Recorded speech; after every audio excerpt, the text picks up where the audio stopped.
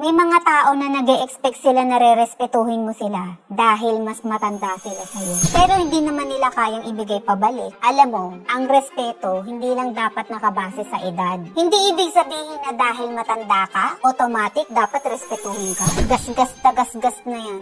Ang tunay na respeto, makukuha mo yan kung paano mo respetuhin ang isang tao at kung paano mo ipakita ang totoong pagkatao mo. Kung gusto mong respetuhin ka, kahit mas nakakatanda ka, simulan mo sa sarili mo. Maging tao ka na may malasakit, integridad at tamang pag-uugali. Kahit anong edad mo at sablay naman yung ugali mo, mahirap ang respetuhin. Kung may mga tao naman na mas bata pa sa'yo, pero nagpapakita ng respeto, saludo ko sa kanila. Yung respeto, choice yan. At forever mong dadalhin. Huwag mong i-expect dahil sa edad bibigyan ka ng respeto. Alam mo yung respeto na hindi mo pinagtrabahuhan, hindi magtatagal yan. Respeto ang totoong yaman na hindi mo makukuha sa titulo o edad.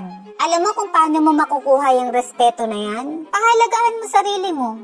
Pati na rin ang ibang tao. Kung gusto mong respetuhin ka, maging taong karespe-respeto ka.